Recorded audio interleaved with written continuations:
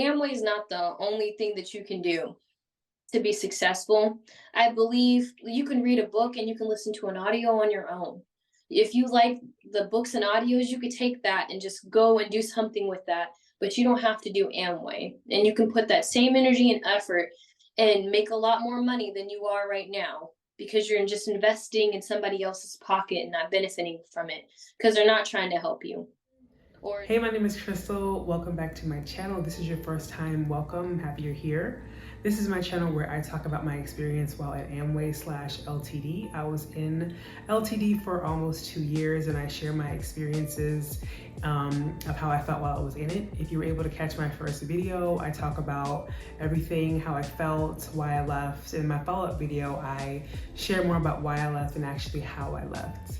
I've been able to meet other people who are in LTD and even interview my sponsor, and it's been very interesting to say the least. Today I get to interview Jaida, who was in LTD for about 8 months, and she shares her experience while dealing with a narcissistic upline platinum and everything she did while she was in and while she left. Stick around afterwards and I will share more videos to come and how you can contact the FTC if you have a complaint or want to share your experience with them. Thanks for watching. Hey Jaida, how are you? Thank you so much for joining me. It is a pleasure to talk to you. I received your email and you were telling me about some things you had went through while you were in LTD. And when we caught up last time, it was just really interesting hearing everything that you've gone through, just kind of who you are. And it's a pleasure to speak to you tonight. So I guess introduce yourself and tell us a little about yourself. well, I'm Jada. I was I was a part of the and I was only in Amway for like about 8 months. Um, and I couldn't be freer. I hear that. I hear that. So I guess tell us a little bit about what made you join. Like start from the beginning. How did you get sponsored? How were you able to get in? Well, I didn't tell you this before, but I was actually approached by my friend's brother, and I just didn't believe him because I knew his character in high school, and I was like, no, it just sounds weird. But I didn't know he was talking about Amway at the time. I just was like, whatever you're trying to sell or pitch is not, no. And then my one friend, the person who sponsored me, we did a group together, like where we honored Black leaders and stuff. And so I just remember her always carrying herself and with integrity, and she just seemed like she was going places. And I saw her at Target, and I tried to actually avoid her because I was like, I don't feel like that's kind of bogus, but I tried to avoid her. I was like, let me go the other way.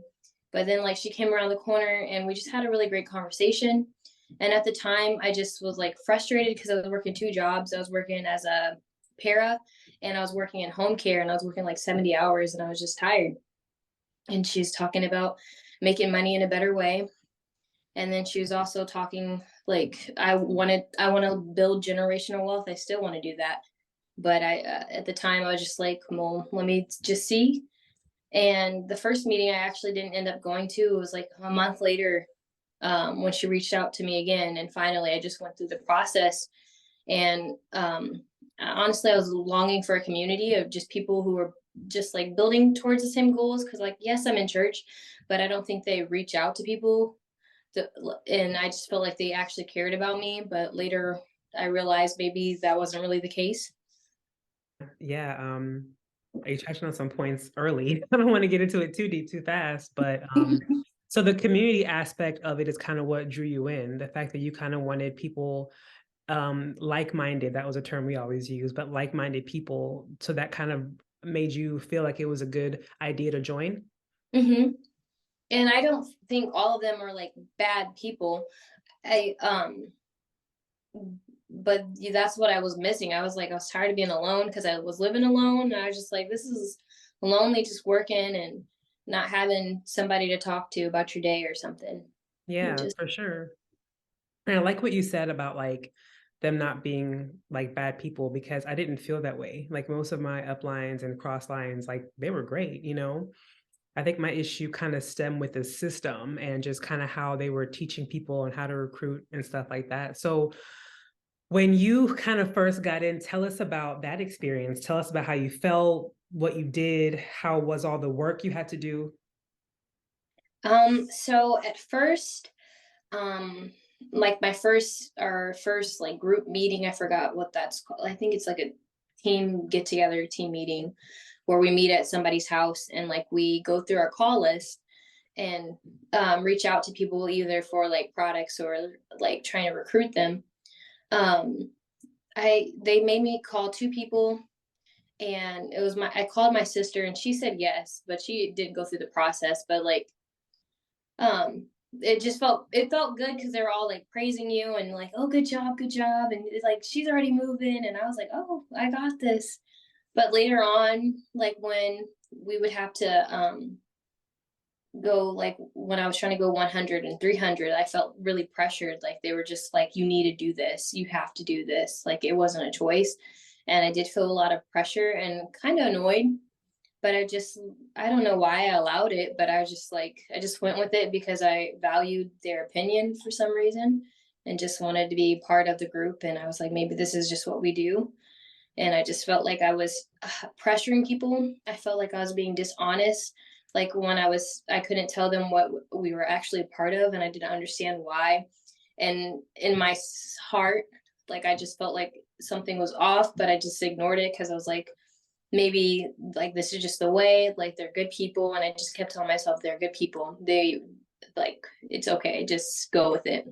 So when they were telling you that you had to do it, like go 300 PV, how were they saying that to you? Like, was it like a non-negotiable, or were they just like saying like, oh, you better do this? Like, what did you mean by that?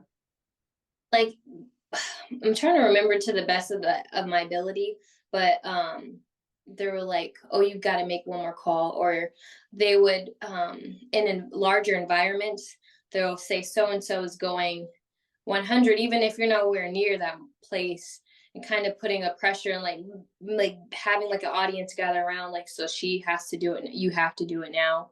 And behind closed doors, or um just putting that pressure, like if you don't do it, somebody else will, or I'll find somebody else.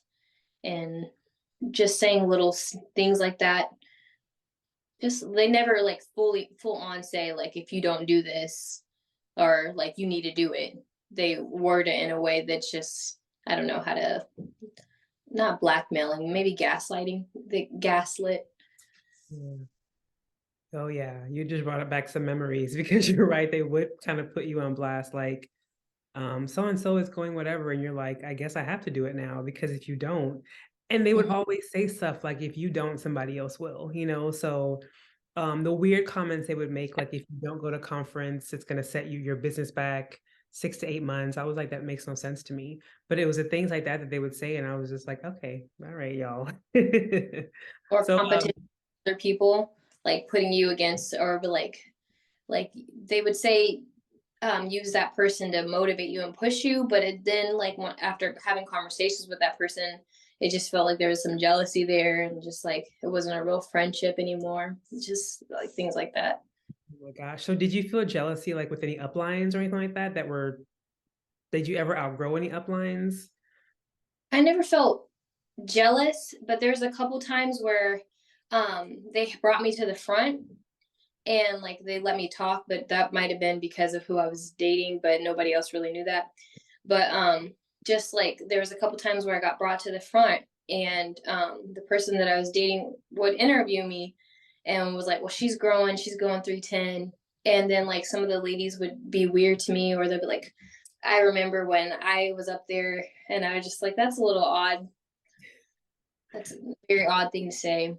And just like sometimes they would be like, go talk to your upline. And there was some upline that were nice, but there was a couple of them where I would try to talk and they just had like a mean girl vibe, like why are you talking to me type of deal. And there's been a couple of times where like some of the men were like that as well. Like I asked him a question and he kind of just acted like he didn't hear me and just kept doing what he was doing. And I was just, but then when I would hit a certain PV level, then all of a sudden, good job, and acknowledging my presence. It was kind of weird. I think it's so crazy how we kind of a lot of us have the same similar experiences because I had something like that happen to me too, where I said something to a male cross line and or no upline, and he completely ignored me, and I was like, "I'm talking to you," you know. But I think that it was because I didn't have any real rank, you know. Mhm. Did you so as things went on, were you able to sponsor anybody? How big did your team get? I only sponsored two people. The first dude, he had he had a daughter that was born like 2 days before he got sponsored, actually. And then he just kind of disappeared. And I kind of wanted him to disappear. I didn't say that, but I was just like, run. Leave him my heart. And then my one friend I actually saw that at the gas station. She's actually still a part of the team. Um, and no, nothing to her or anything, but like she's still a part of the team. I only sponsored two people, but I did probably like 20 to 30 like interviews. Okay, okay, yeah, yeah. So as time went on, how did your experience did it change? Did it get better, worse? Tell us about that. Well, a part of at the very beginning, I was coming out of a relationship and I saw I saw a gentleman and well, I thought he was a gentleman. But like I was attracted to him, but I was like, oh, I'm just gonna leave him alone. But then as I would grow, like I liked the attention that he gave me, and then I liked the way he carried himself, and he was my upline. And then more and more, it became apparent to me that he had feelings for me. And so one day he sat me down and was like, "You're everything that I want in a wife." And like he's like, "I have this list," because they do talk about a list. I don't know if like your guys' team, but our team were all about lists and praying over lists and all that. And he was like, "Oh, you're everything that I want in a wife." And then he was like, "We're gonna go diamond and this, that, and the third." And and so that also was a motivator for me. I was like, "Oh, this is great." But then he brought it up to our upline, and they told him that he could not date me. They told him to wait. That's what he told me. I don't know if that's true or not. But then we just decided to have a secret relationship, and so we started sneaking around everybody's back and just like hanging out after the IBO hours, I guess what you want to call it. And more and more, I just began to realize like something didn't feel right in my spirit. I just felt sad all the time, and I just felt like I felt pressure from him too, because he was like, "Oh, you need to grow. You need to put more PV in." Like he'd be like, "I expect you to go 1,000." There's some minor things in his behavior that I felt was odd. Like my upline, her brother died, and I guess they won a lawsuit of for a lot of money. I was not even supposed to know this, but he would tell me everybody's business, which is not right either. But he wasn't happy for them. He's like, "When is it going to be my turn?" And I was just like, her brother died and she won money. And the first thing that comes out of your mouth is, "When is it my turn?" I was like, that's very selfish. And then I would notice, like, if I would give somebody praise, he would be like, "Well, they're not all that." Or I would be like, "Oh, so and so is very disciplined." And he was like, "Actually, this, and that." And I was just like, he began to show some narcissistic tendencies. And then we eventually ended up breaking up, and I just started to that hurt me. I almost quit that night. I wish I did, but I didn't quit that night. I kept going because I was like, "Well, I'm gonna go diamond," being stubborn, but really ego. I was like, I just want to show him what he's missing. Type.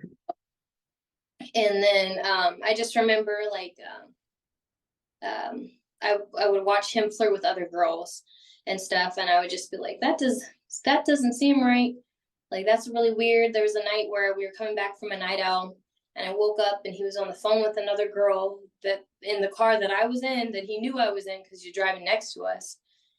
And I was just like, that's really disrespectful. Yeah.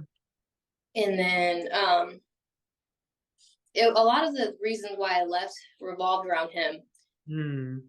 So like I just started to really just listen to what he was saying. He was like, "Well, you need to emotionally cuff people to you." Yeah. And I was just like, what does that mean? Yeah, what does that mean? That sounds very manipulative to me. Right. And then I don't understand because everybody heard that, but nobody would say anything, which was just weird to me. And then some girls approached me that I considered my friends, but they're like cross line, and they're like, "Hey, Jada, we see what's going on, and they're like, you don't have to tell us everything, but I feel like there's something going on, like." And I just told them, I know we're not supposed to do that, but I just felt led. I was like, I'm tired of carrying this by myself. I feel so alone. And so I just told them everything, and they're like, we're so sorry. He does that often. He goes, messes with girls, and a couple other ladies left because of him. And um, just they were like sharing reasons why him and his other girlfriend broke up, and just going through a list. I don't want to share everything because I don't feel like some of it's my story to tell, but it was really disturbing.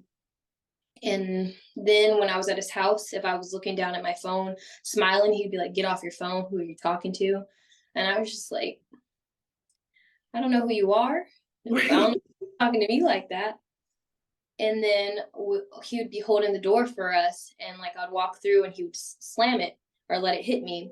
And then my upline was right there, and I feel like she knew, but she instantly started to defend him. And I just was like, why are you defending him if you know what his behavior is wrong? And then another time, like we were at his house and we were all playing games, and he was just started yelling at me and like going off. And then like he takes a pillow and he smacks me in the face, and I smack him back with the pillow. And then my cross line grabs him and throws him on the ground. He's like, "What are you doing? We don't do that." Yeah. And then later, that same cross line came up to me and he was like, "I feel like I have to protect you." And I was like, "Protect me from what?" I'm like, "So you guys know something's wrong." Mm. So it's very apparent that everybody knew something was up. Even I feel like his upline knew something was up, because they would always make little comments, or like they would be like, "So and so, when are you going to move back to Chicago?" And they would just make little comments, and I would just be like, "You guys know what something's wrong with him, but you're not going to address it or correct him." And I Mhm. just thought that was weird. And then he would start seeing me and these ladies chat as well. But he saw me and the ladies talking, and so he went behind our backs and told like another upline who's not always there. And that upline was like, as Christians, you're supposed to forgive. If you have a problem, you need to come to me. You guys are being average.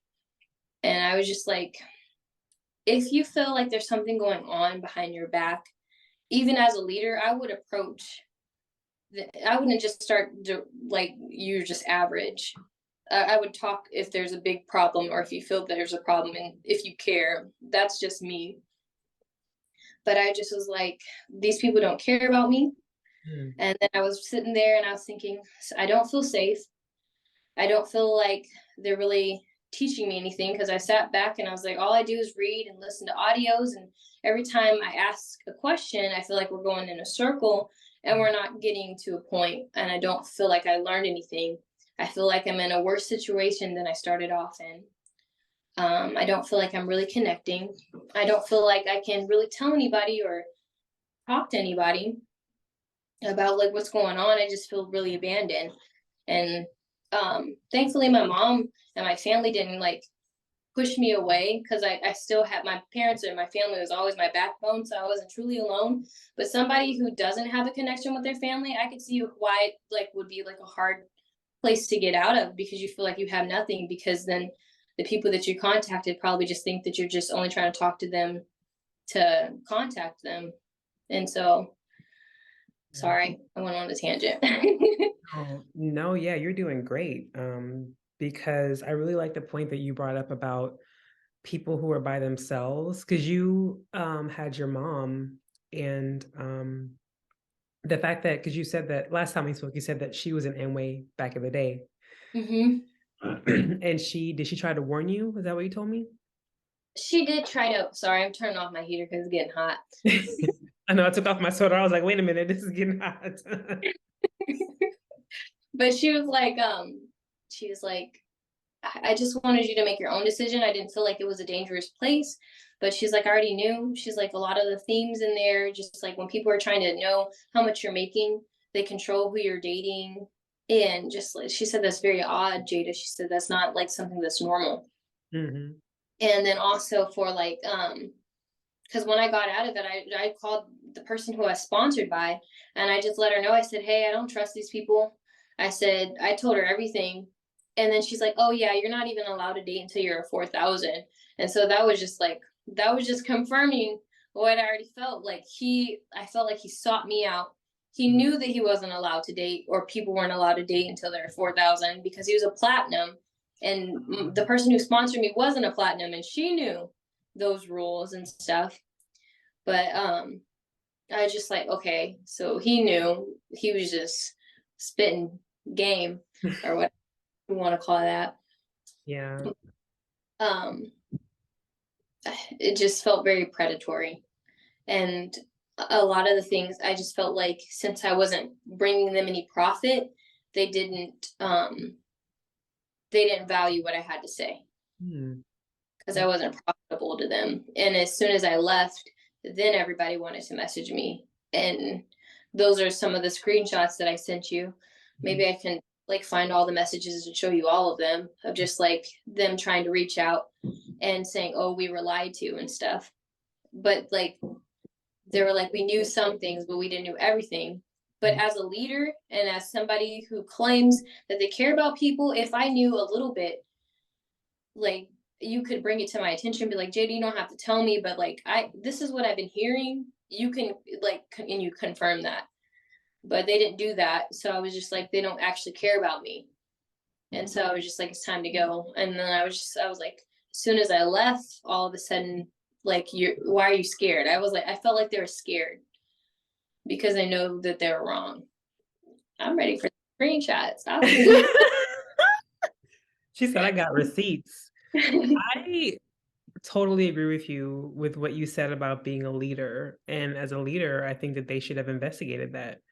Um, because I'm actually mind blown because when in my group, there wasn't rules about dating. Well, I guess I wasn't trying to date anybody, but like I wasn't told those things. I guess our group didn't do that. So hearing you and then Michelle, my previous interview, I'm just like, this is unheard of to me. It's just they want ultimate control, and then for this guy to be a platinum and to kind of prey on all these girls, use it as like this like way to get girls. Like that's just so that's odd. disgusting, huh?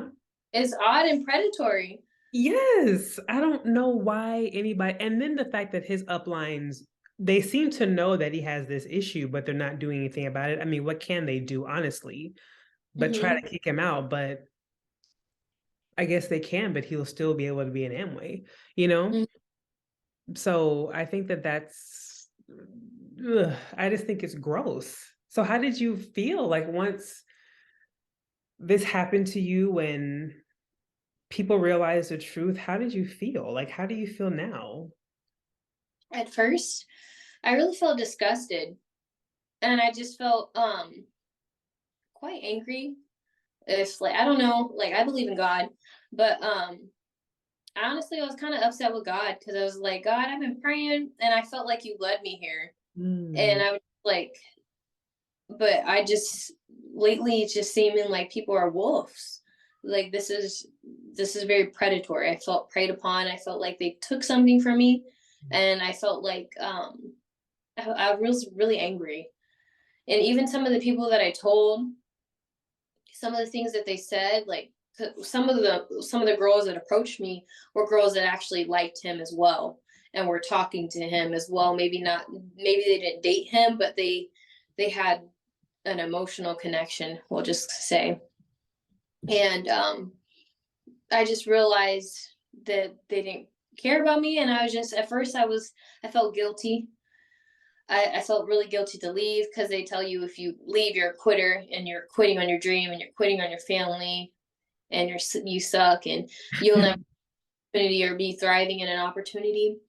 But um, I just thought about it, and I just remembered like the things that God has done for me, and I was just like, Every time I leave a situation and I know that that situation is wrong, like it's like it takes, I don't know, like this, he's gives them what they deserve. And so I left, a lot of repercussions happened in that group. And I know a lot of joy left that group because I know that I was joyful and I know that I brought something to that place because a lot of people reached out to me as well, like, where are you at? I Oh, look forward to seeing you. And so I was like, well, at least I know that something was taken away from that environment because that makes me very sad. But like, also, I know I'm getting off tangent, but I'm feeling very, like if you feel like Amway is not the only thing that you can do to be successful, I believe you can read a book and you can listen to an audio on your own. If you like the books and audios, you could take that and just go and do something with that, but you don't have to do Amway. And you can put that same energy and effort and make a lot more money than you are right now because you're just investing in somebody else's pocket and not benefiting from it because they're not trying to help you.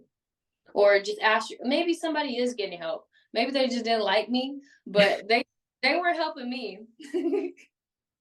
I wanted to go back to what you said, and I'm drawing a blank now. You said, oh gosh. Oh, you said that you were upset with God, and um, I can, well, I can't kind of relate, but I can understand that because when I got in, I prayed about it. I didn't just hop into something, I prayed about it and I thought, this might be something that could really be lucrative for me. But as I left, I was like, what? That was not, that definitely wasn't you, God, because you don't behave that way. Once you read scriptures, you realize that's not how God behaves. So, um, but I remember having this thought, and I felt like it was the Holy Spirit saying to me, like, I didn't have you in there to go diamond. I had you in there to talk about your experience so others could get free, basically. Like, it's funny because they're always preaching like freedom and financial freedom. But once you're in chains, you know what I mean? You can't really do much except for network all the time. We have like daily communications we had to do, all that stuff, and you're not free at all. I felt like I was in jail when I was in it. It wasn't until I left that I felt like I was free again. So maybe you went through it to be able to tell somebody else, like, hey, this is my experience. It was crazy. And Memories back too, because when I was in my phone, they'd be like, "Who you texting?" And sometimes I feel like they had that open communication to make sure that you weren't texting somebody that they're trying to contact. Because there's been a couple times where I was like, "Oh," and they were like, "No, we already reached out to so and so," or "Who's so and so," or they'll be like, "Oh," or like they contacted somebody that I already contacted before, and they're like, "Oh, well, next time, we'll add them to your group if we do a meeting with them." But I never seen them. Never seen them. I was like, oh, girl. Um, so when did you, at one point, were you deciding, like, okay, I need to leave this? This is crazy. At what point did you decide to leave? It was like the beginning of the week. It was honestly January, I believe. January, February. I think yeah, January. At the end of January, I was like, I'm just gonna go to the last conference and it just be done. And then I was sitting there Tuesday and I was like, I really don't want to go. I was like, I don't even want to go to Wednesday night. I don't want to see them. And I just was like, I don't want to go. And I was like, don't go. And I was like, and I'm not. I'm going to sit in my bed and I'm going to put on some sweats and I'm going to watch my phone. And then they started texting me and I went straight to sleep. The next, like, they started blowing up my phone and I just called my sponsor and I was like, hey, I'm done. This is why. I said, you can be angry with me. You can say that I'm a quitter, this, that, and the third, but this is what happened to me. And I got receipts. And I did a UE too. I said, and I can, this is how you'll know that I'm telling you the truth. I said, I know you're in a relationship and I'm not supposed to know that. And she was like, who am I dating? And I said that person's name. And she said, he told you that? And I was like, yep.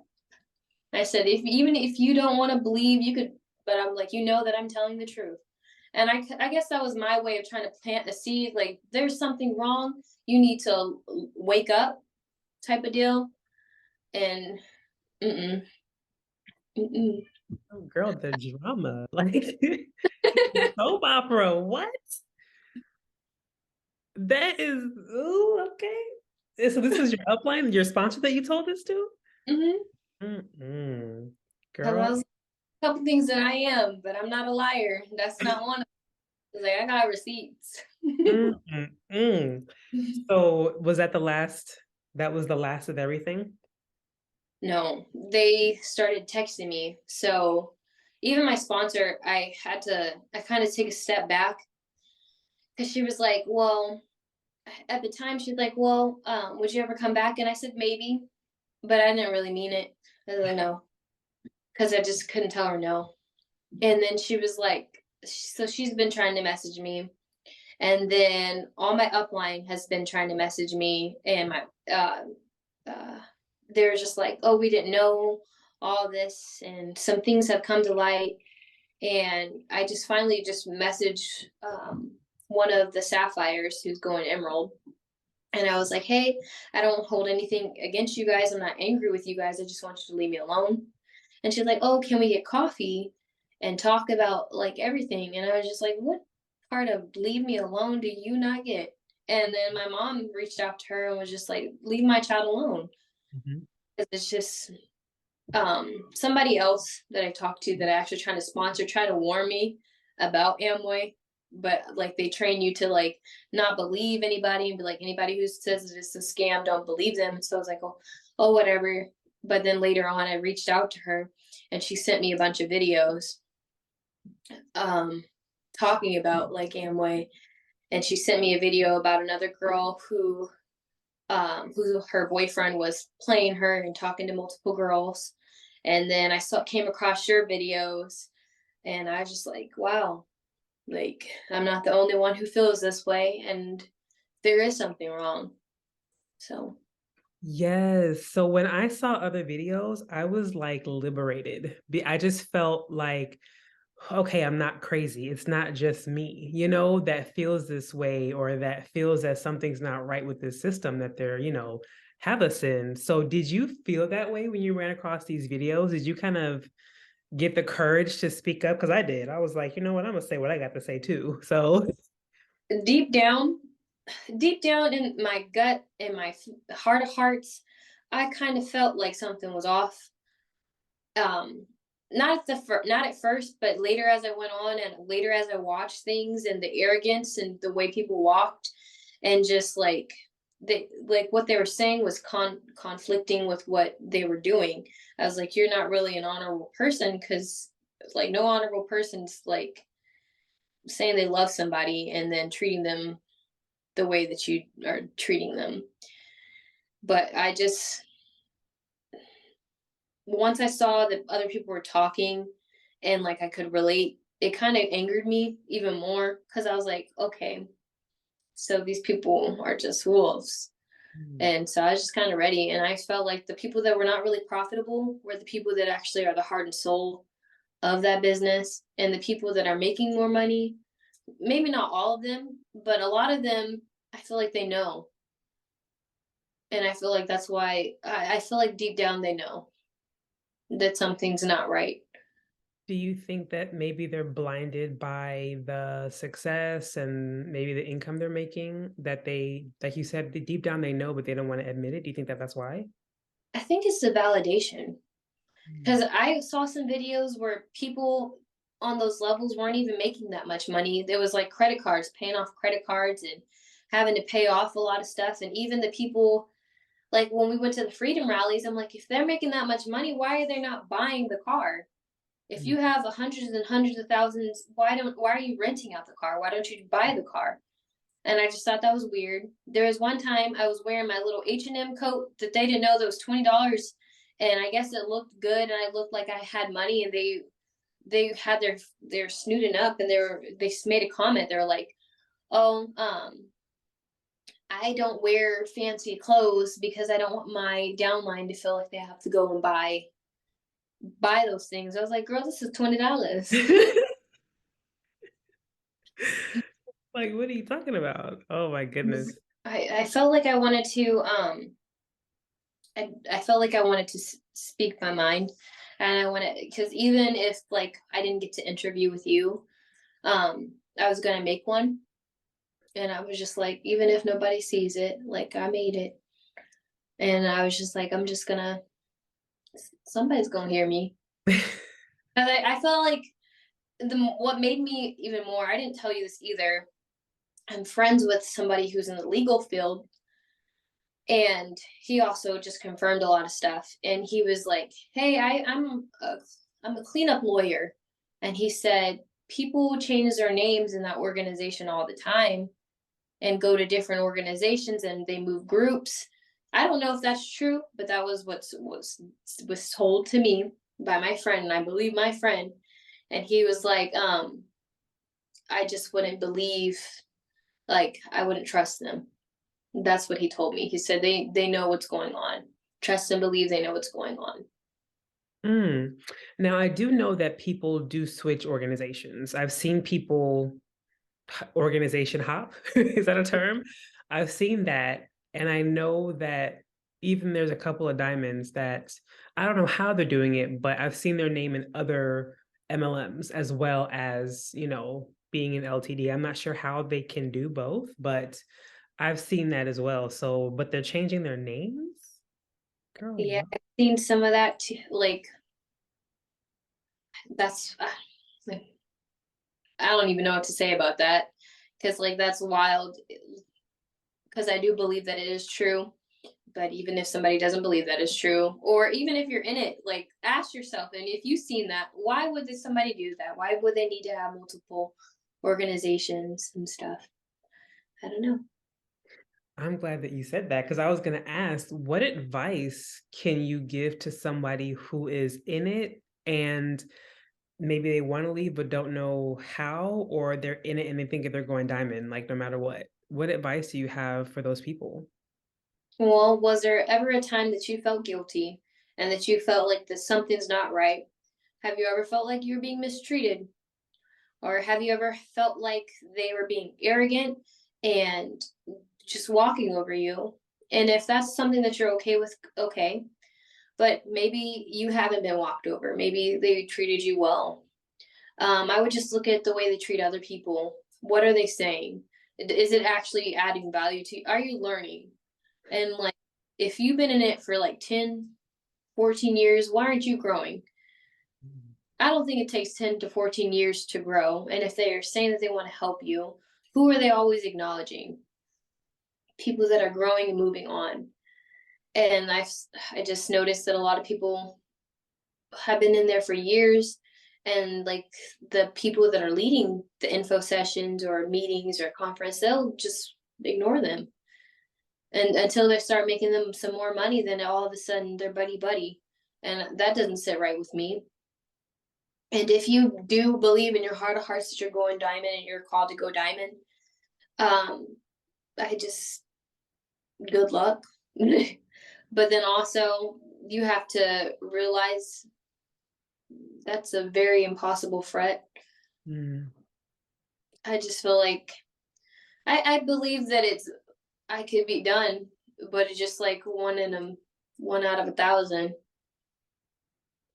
And you probably have to be really good at manipulating people. The people that well, I don't know. Because I don't have anything against Brent either, because he speaks very well. And it's just like I don't have a lot of things against them because I don't know them, some of these leaders personally, but the ones that I was close to, well, the Ruby that I was close to, and if like the things that he was saying was true, I don't want to be a part of something like that. Mhm. Yeah. I agree with you. I think going diamond is very few people do it. And then from what I've learned, you can manipulate the Amway system and buy other people's businesses to go diamond. And I didn't even, I mean, you don't think about that stuff when you first join. You're just believing what they're telling you. But to find out that you can buy somebody else's business and then double your team and all this stuff, and then you're diamond in no time, it's just kind of like, that's not what I thought, how I thought it would go. That's not how I thought it would go. I'm just trying to, in my head, I was just trying to sponsor people, sell products, and then I will go diamond. But it's not that simple. And Mm-hmm. I've realized a lot of diamonds, they're having to do a lot of manipulating. And I don't think a lot of diamonds can walk away from this, because if they do, their income will stop, because they're getting that monthly payment we were paying them. They're getting money off of that. All the conferences are getting money off of that. So they can't just Hate walk away. I saw some of that too. Hmm. It's crazy. So do you have anything else you want to share about your journey? Anything at all?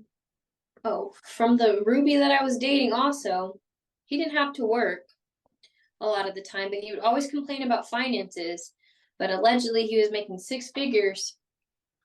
And I just wanted to say, like, if even if he was struggling with money, and I seen that up close, like, why is he struggling with money and he's supposed to be a Ruby? That's something else to think about. Oh, the guy you dated was a platinum or a ruby? He was a platinum, and then he went Ruby. He went Ruby when we were dating. She was ruby? Golly. And he's still, because isn't that how much you're supposed to be making at ruby? It's And six you get figures, right? $1,000 like bonus and stuff. And he was still struggling. There were some times when I was buying dinner. I No. was like, how are you making more money than me? It's still broke. They That's don't make weird. And the thing is that our upline diamond would say, my upline diamond would say, don't quit your day job yet. Like, keep your day Mhm. job for as long as you can. Like, don't quit, don't rely on this. And I respected that, you know. But maybe there was a reason to that, because is the Amway money like unstable or unpredictable? It's definitely unpredictable because people can walk away anytime. And they were like, what are their names? I think something like that.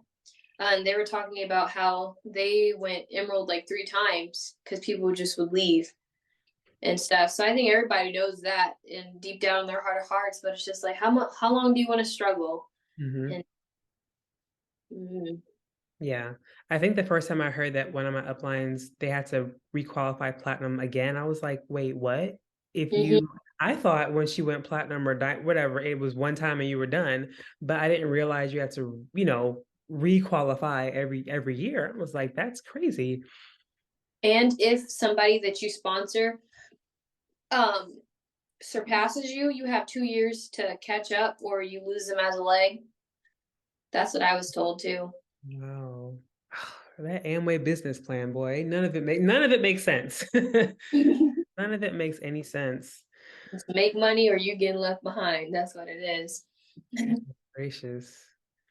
Well, Jada, thank you so much for your time. Thank you for your courage, your transparency. Thank you so much for sharing your story with us. It shocked me because I just didn't experience any of that when I was in, but thank you so much again just for talking to us. Thank you for hearing me out and thank you for allowing me to share. And I just don't feel alone. And if you're in Amway and you feel like you're alone and you do want to quit, just quit. You're not alone. And then you can tell your story and there's other things to do. You don't have to just do Amway. I hope you enjoyed the interview with Jada. Thank you so much for watching. If you'd like to file a complaint with the FTC, I've linked that link below as I do in every other video. And if you want to email me with your experience, want to share, or just want to vent, you can email me at speaceandrelaxation@gmail.com. Thank you to those who have emailed me and who have shared their experience. Thank you for the courage you've had. Thank you to all my past guests as well, my previous sponsor, everybody that I've spoken to and met throughout this whole process. I hope you enjoyed that interview, and thanks again. Have a great day.